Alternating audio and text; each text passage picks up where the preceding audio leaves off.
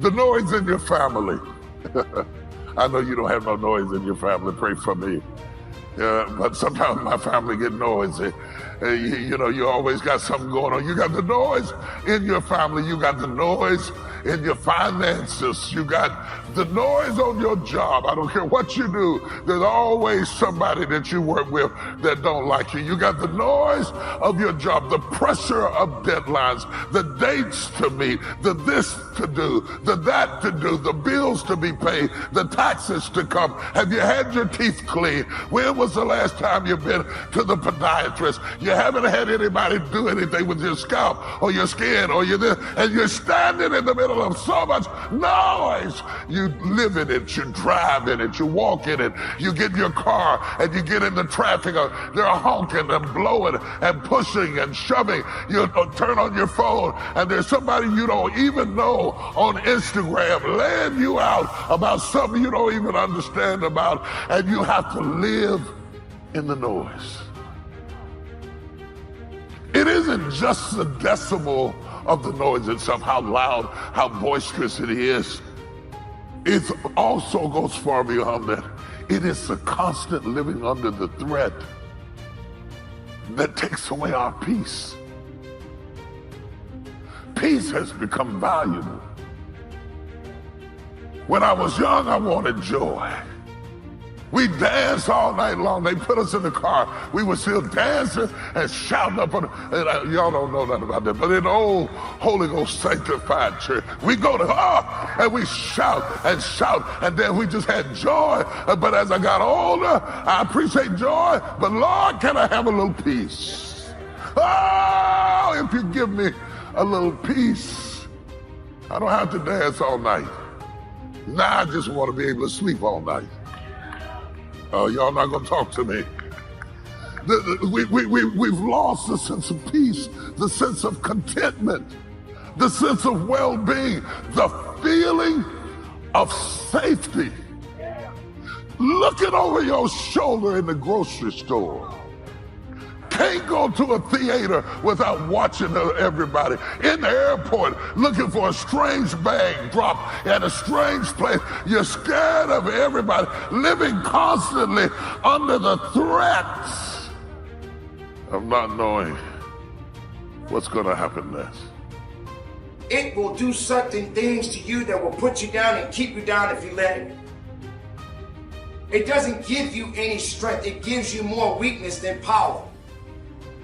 When you surround yourself with people that are negative, when you surround yourself with different things that are not helping you to grow strong, but instead put you in a position where you're at a weak state and you don't feel that you could come back from it, that's exactly what negativity does.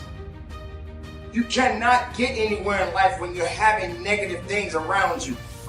If you are in a negative environment, these things will hinder you from success.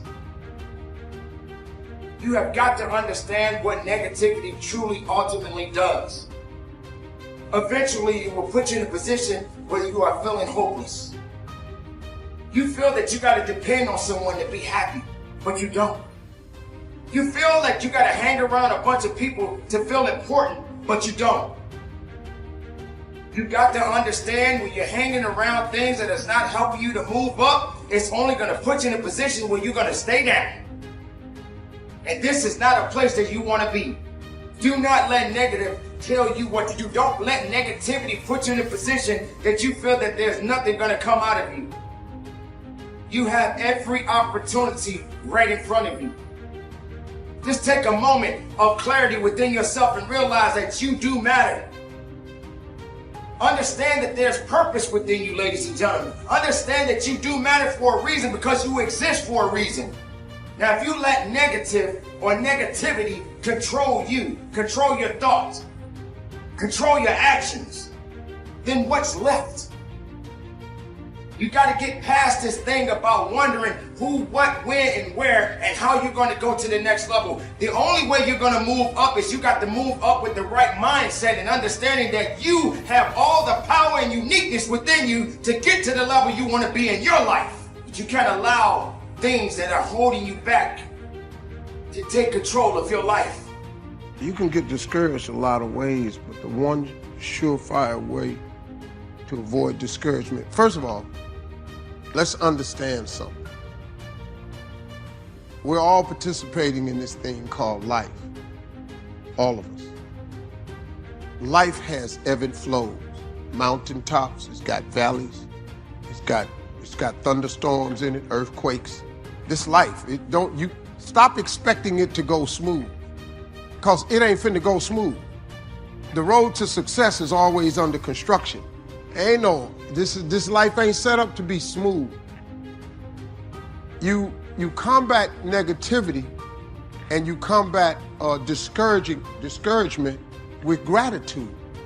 It's the one way to combat discouragement is with gratitude. What messes you up is you focus on the thing that's not happening, and that causes you to get discouraged. So whenever you get discouraged, you have to change your focus from what's not happening to what has happened. And it straightens you out immediately. Because what causes the downslide is if you get wrapped up into what ain't happening, it get ugly, man. And it just snowballs. But you have to focus on gratitude. People understand how serious gratitude is. You know, it's a serious principle of success. It's hard to be miserable and grateful at the same time. You know, I learned this at my mother's funeral, man, which was like the roughest. That week of my life was like chaotic, man. I thought I was gonna die. My mama passed. I was 40. I didn't do good, man. I thought I was crumbling. I really, man, I didn't know what that was, man. The most important person to me was gone. I was crushed. I thought I was gonna die. And at the funeral, my mother was a Sunday school teacher for 40 years. And I'm devastated. My mother's in a casket. That's just not the picture I ever wanted to see, right? And I was struggling with her being up there. And the preacher stood up and he said, I know y'all hurt, and I got 2 brothers and 2 sisters. He said, but I want y'all to look around at this church. My mama had been a Sunday school teacher for 40 years. Church was packed. It was packed. He said, the overflow room is full. He said, we've put up projector screens in the parking lot. We don't do that on Easter. We just set up projector screens in the parking lot because so many people then came to see your mother off. Said, because your mother meant something to everybody. My mama's funeral was filled with the hood, the gangsters, pimps, the hustlers, the dope boys, the police, the politicians, church people. He started talking about, he said, look how full this church is. Look at the lives she touched. Look what she meant to so many people. We got people in this church we ain't seen in years. He said, look at this. And I want you to think of all the incredible things your mother has ever done. And then he started listing the things she had done around the church and what people had said about her. And we started smiling. And this was the first time I had smiled in a week. That week was ugly for me. And he said, now listen to this. You see the smiles on your face? He said, joy and depression cannot reside in the same space. So when you get down and you start thinking about how dark it is, I want you to remember everything your mother taught you that was good. And that replaced all the negative thoughts I was having. Because joy and depression cannot reside in the same space. Well, now, you got to take that concept and apply it to your life. If joy and depression cannot reside in the same place, when you get depressed and you get discouraged, you got to replace it with joy. And what more joyous than gratitude? What has God done for you? Didn't you wake up today? Ain't you still breathing? Don't you have some measure of health? Ain't you working? You may not have the car you want, but don't you have a car? Ain't you eating groceries today? You ain't homeless. Now, when you start tripping and you get depressed, you got to go into yourself and come up with some gratitude. Once you get grateful, went downstairs and started doing my meditation. I pull out a list of everything I'm grateful for. By the time I got to the 13th thing, I thank God for 75 things every morning. By the time I got to 13, I was fine. Because guess what? I'm alive, I'm breathing, I'm healthy. I'm finna go do a job. I tell jokes. They finna pay me. Your future is gonna be what you make of it. Because you're not gonna be able to rely on people to do things for you. That's not the way life is. If you want to be great at something, you're going to have to put all your commitment and effort and discipline into doing just that. Things aren't handed to you as you get older. In fact, the things that I learned over the course of my life was the things that I actually worked for the most, that's what I valued the most. Where I put all my hard work and effort and dedication and discipline into, those were the things that really paid off. And when I faced really challenging times and really challenging obstacles, that's when I had to figure out deep down about myself what I was all about. And I realized that I can be more and make more of my own career than what a lot of people thought. And I'm still trying to do that today. I want you guys to achieve all that you set out to. It's going to take a lot of work. There's going to be a lot of obstacles. There's going to be a lot of challenges. But you guys are going to be the ones responsible for what you achieve. If you're going through some things where you feel broken dreams or a broken heart, don't get bitter. Don't give up on your dreams. Stay in faith. It's a sign that God is about to multiply. The loss, the disappointment, the person that didn't keep their word, they thought that they were setting you back, but little do they know that you're going to stay in faith. You're not going to give up. And what they thought was a setback was actually setting you up to increase. I know the conditions are not everything that you want them to be. I know all the circumstances are not the way you would like for them to be. I know that there are impending dangers that threaten your progress. I know that you don't have the insurance of an outcome. And when you don't have insurance, it is difficult to have assurance. All you have is God's command in your life that God said, keep it moving. We all face things in life that try to push us down. It's easy to lose our passion and think that's the way it's always going to be. When you get knocked down, you don't stay down. There's a force breathing in your direction, making things happen that you couldn't make happen, giving you strength that you didn't have. It causes you to rise up. And because you have bounced back, that difficulty cannot defeat you. It may hold you back temporarily, but it's just a matter of time before you rise back up. You have bounce back power. Bounce back from that financial setback.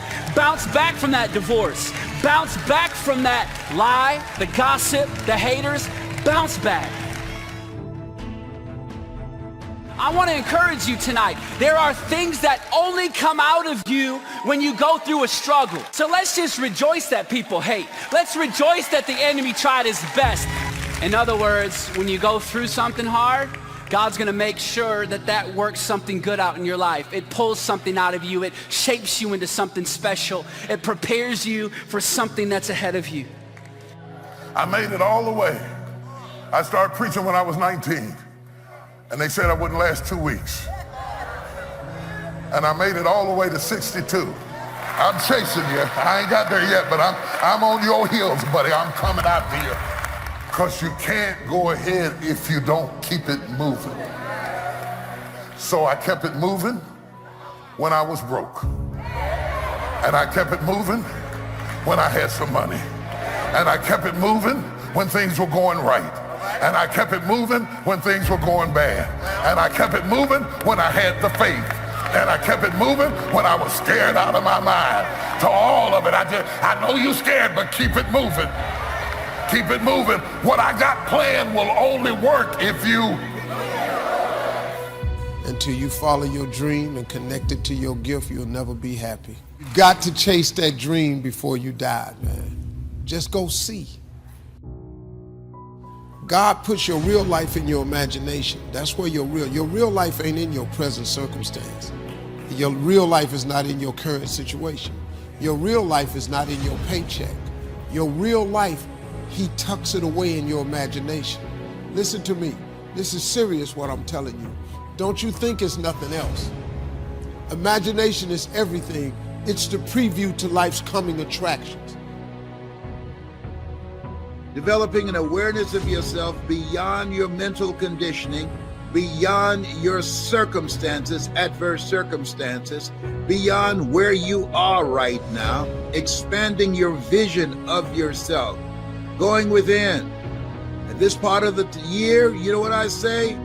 Look behind and thank God. What do you mean? Thank that I'm still here, that I woke up with a pulse this morning.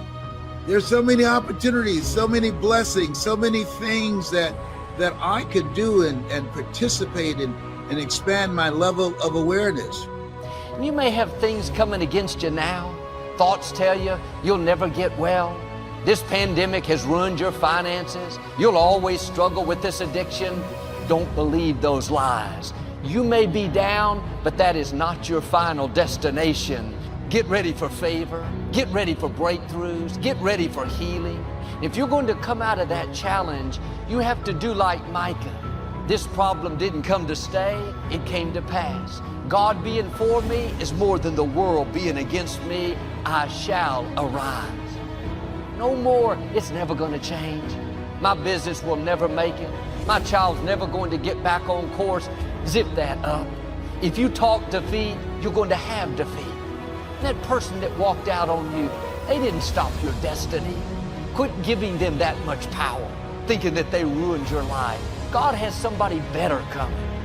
I know that there are many of us that are facing struggles. We're in a hard season right now. And when we face hardships and when we face struggles and setbacks or closed doors, it's easy to give up. It's easy to want to cash in the dream and walk away from it. But I'm here to encourage you tonight that it isn't the end. Just because it's hard doesn't mean it's the end of something. Think of a seed. For it to become everything it's designed to be. For what's on the inside of that to fully come out and blossom, it must come off the comfortable shelf and it must be placed into a dark place, a hard place for it to germinate and for it to become everything it's created to be. See, just like a seed, there are things in your life, there's dreams and there is potential on the inside of you that God has put in you that can only fully come out. Your potential can only be fully realized through a hard season. By going through some struggle, by experiencing a closed door, by going through a season where you don't feel God, or going through some heartbreak, going through some trials. These seasons actually pull out the best in us. We need to sometimes to be reminded of what we don't know right now, because sometimes life can knock you senseless. That's why we are taught, judge not according to appearances. It might look like it's over. No, it's not. No, you were born to win. You were born to win. You are winning. You got here winning. I want you to tap into your courage, because in the newness of life, and your life would be a new life, if you're not happy, if you're not new, if you haven't changed, if you have not made a commitment to embrace a higher standard on how you show up and your choices that you make and the life that you're living and the relationships that you're surrounded by, this is a time you have to be vigilant, but this is the time you have to rethink. Hey, this is radically different. And so I've got to be radically different to accommodate, to take into account of what's happening and what's going on. Millions of jobs being lost. So that means there's a small number of jobs out there because the economy has changed and businesses are going under. That's why I'm sending out this choosing your future. You want to choose your future. You want to listen to things that feed you, feed your faith and allow your doubts to starve to death. Feed your creativity, free and feed your initiative and build your courage so you can make some tough decisions, because right now you've got to make some tough decisions. A person who has purpose in their life, they have something to go for, some meaning. For some people it becomes a magnificent obsession. And for you and I, maybe it doesn't need to be that dramatic as a magnificent obsession. But it has to be something that does something to us, something that pulls us, especially into the future. You know, there are many influences on us. One is the influence of the past. Some people are always pulled back by the past. Some people are always pulled aside by the distractions. But here's what's powerful. If you have a list of high purpose in your life, it pulls you toward the future. And the more powerful the purpose is, the stronger it pulls. If you don't have these strong purposes for the future, it's easy to get swallowed by a bad day. It's easy to be almost annihilated by a poor month.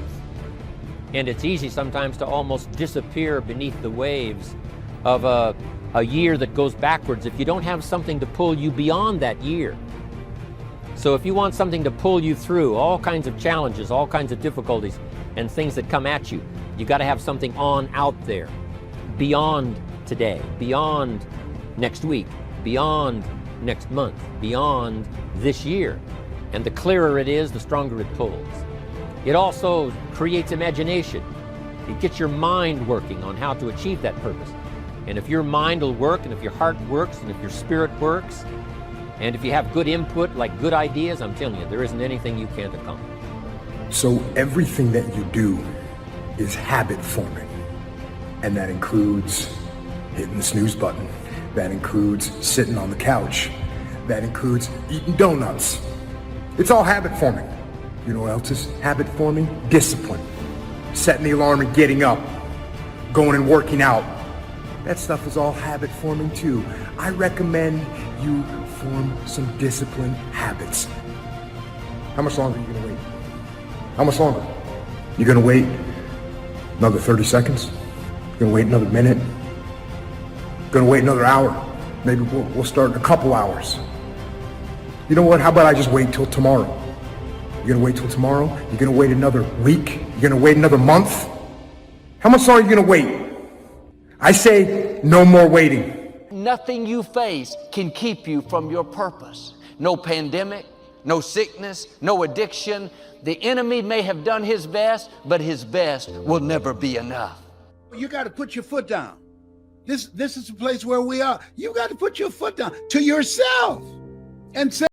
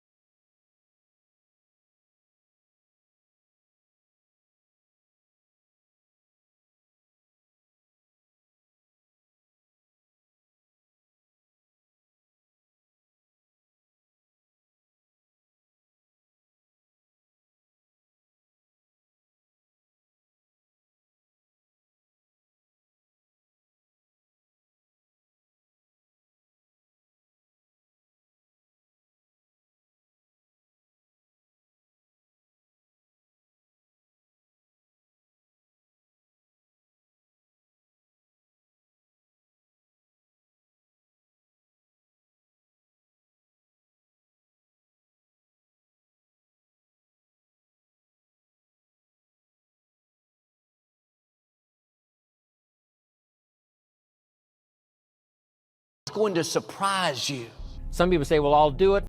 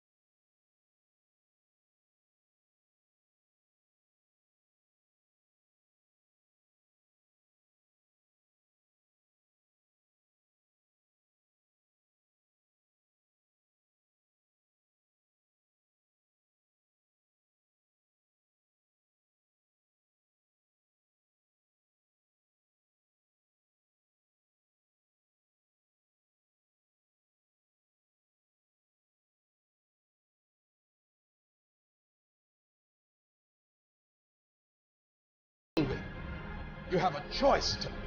You can suffer, or you can choose to do whatever you need to do to liberate yourself, whatever you need to do to reinvent yourself, whatever you need to do to overcome whatever you are stuck in right.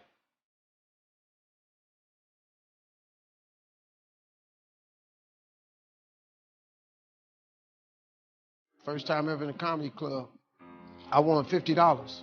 I only went on a dare. I cried all the way from the comedy club to my house. The girl I was with named Gladys Jacobs said, "Why you crying? It ain't but $50. I said, no, you don't understand. I was born tonight. But I've been asking God my whole life, what's my purpose? I need to find something that I do. I won $50, first time in a comedy club. I went to work the next day, October 9th, and quit my job with $50 in my pocket. Married, twins, $50. My ex-wife said, "You can't do that. That's foolishness." Her mother told me, "You're not even funny." My mother told me, "Boy, you don't do stuff like that. You work like your daddy and your brothers." I said, "No, Mama, this is what I was born to do." And my mother was saved and, Sunday school teacher, so I believed everything my mama told me. But this one time I said, "Mama, I got to go try this." I said, "This is it for me." I said, "If I don't do this, what I'm gonna do?" She said, "You're gonna work like your daddy did. Your daddy worked hard." I said, "Okay, well, I just work hard, but I'm gonna go be something." The only person in my family that believed in me was my father. He said, boy, if you think you can make it, go ahead. If you need some help, I'll give you 100 every now and then. And I've done nothing since that day except tell jokes. Now, I got in a lot of trouble. By the time I was 30, I was homeless. Because the first year in comedy, I only made $3,500. The next year, I made $5,000. The third year in comedy, I made $6,800. You get homeless real fast. So I was trying to make my little money and send it to my wife and kids, but it wasn't enough. So I would just keep $25, enough to stay out there and get to the next gig.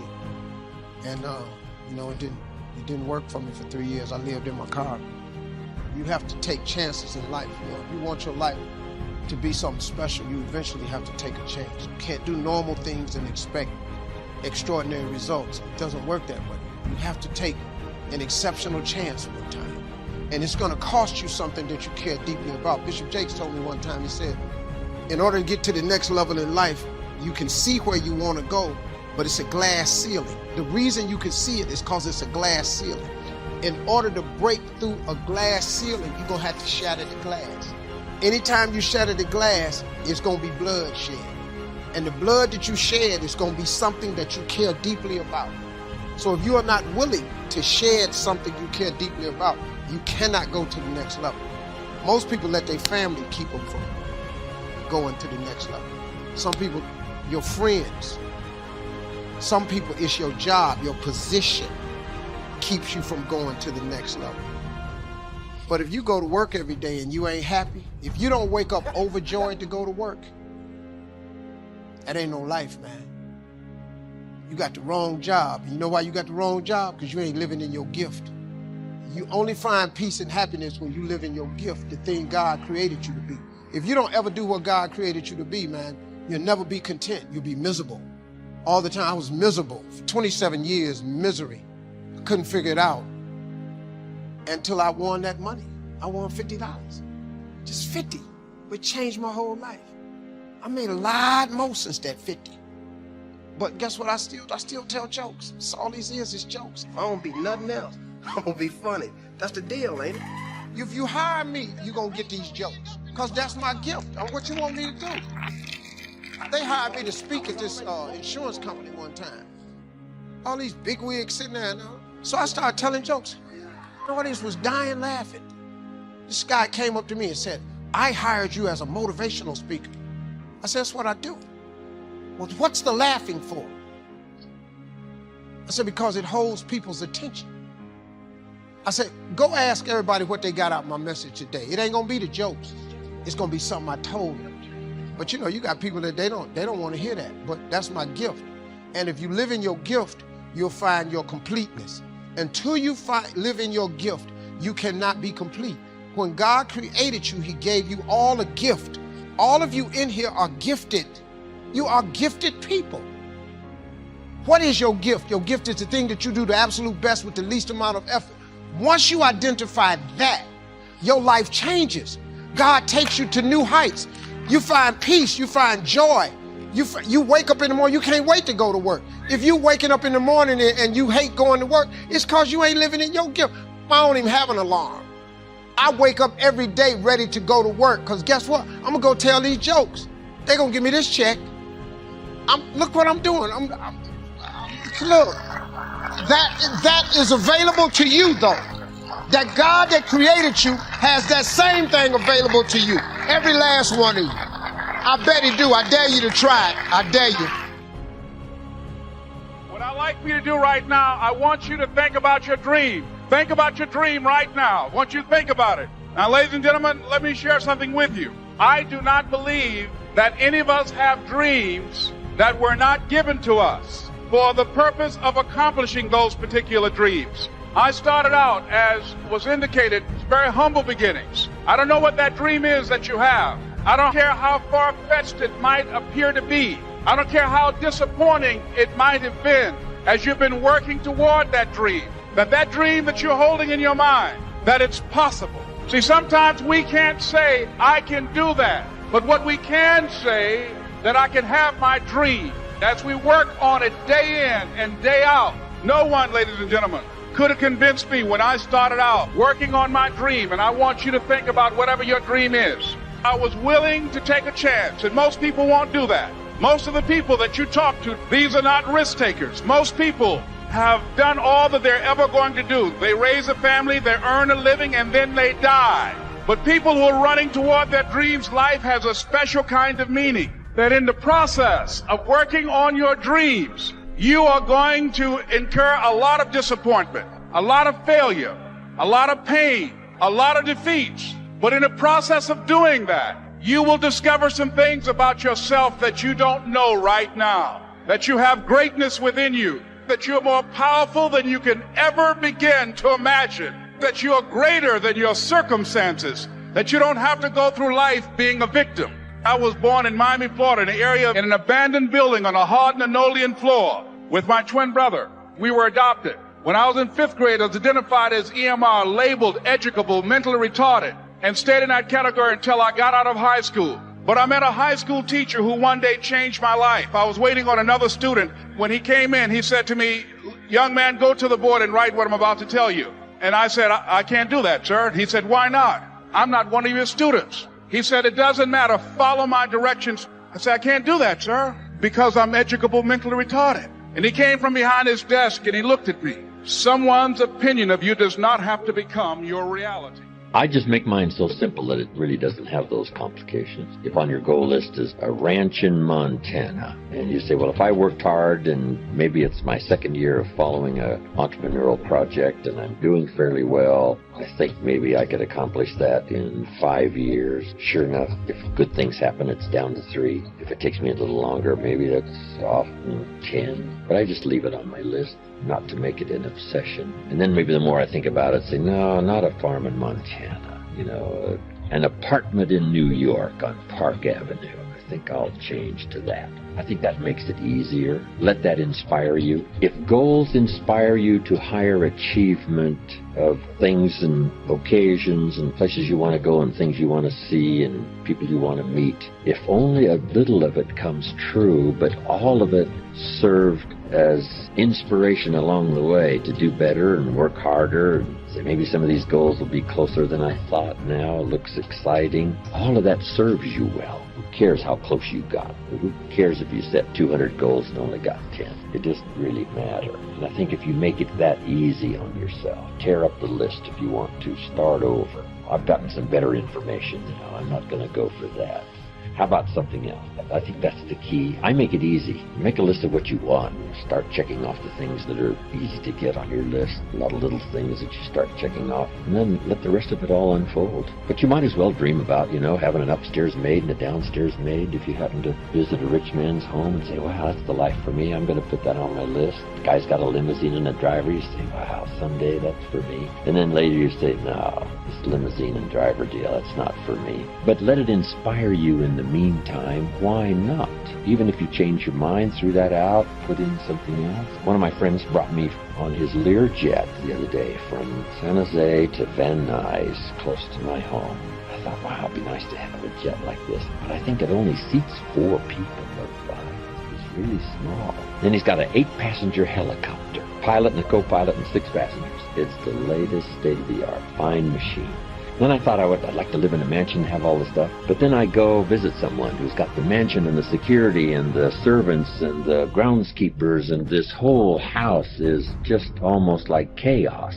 And you have a cup of coffee and you drink it and you can't even set your own coffee cup down. Somebody comes and takes it away. And I say, with my temperament and style, this is really not for me. I've got to live a little more simple life. But for someone else, a house full of servants and groundskeepers and security and the whole entourage, that's for them. But if they wanted it and later changed their mind to live a little more serene life, then that's okay too. Did you ever get that mansion on the hill with all those servants that, yeah, I went for that for a while, but, you know, the more I went to some places where people lived like that, the more I thought, no, this is really not for me. Having my fishing line in a tranquil stream in Montana, I think now suits my style a little better.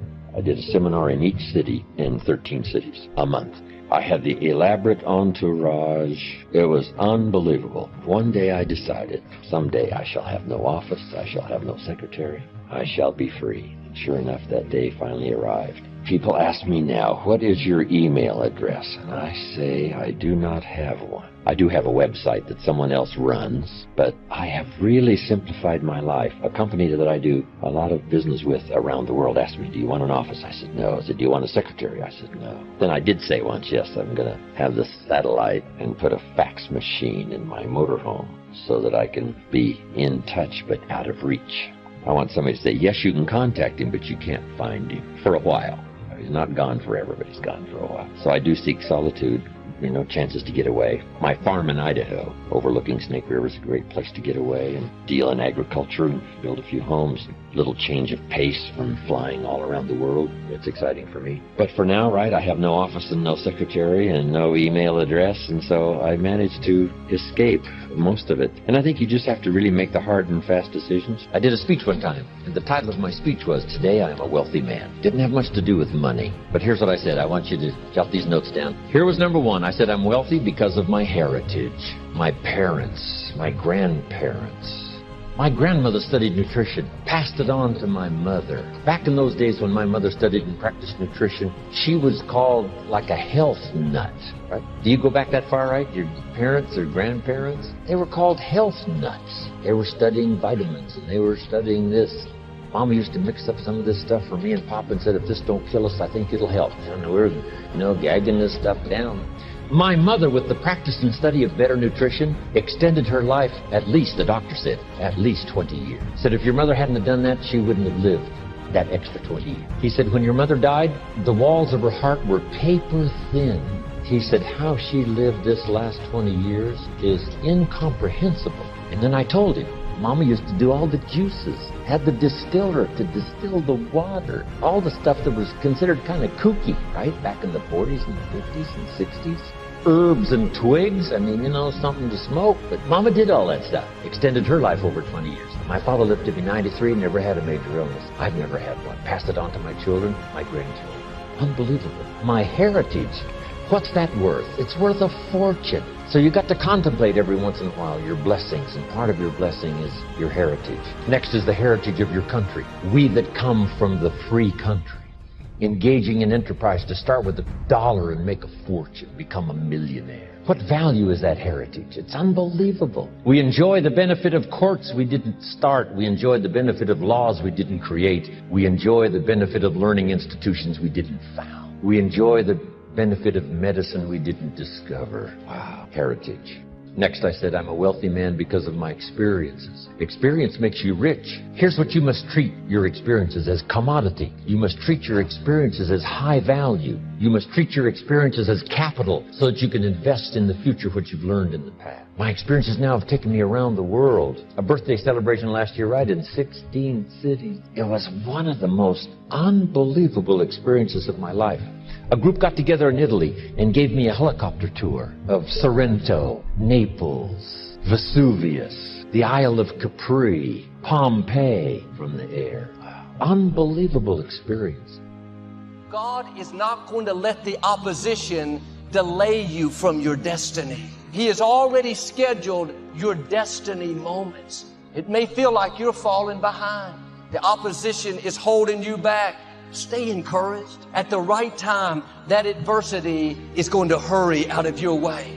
Red seas can't keep you from your purpose. God knows how to part those waters. Legal situations, companies that seem bigger, stronger, they can't stop God's plan for your life. It may feel like you're stuck. You don't see anything improving. Don't worry. God knows how to do a quick work. It can happen suddenly.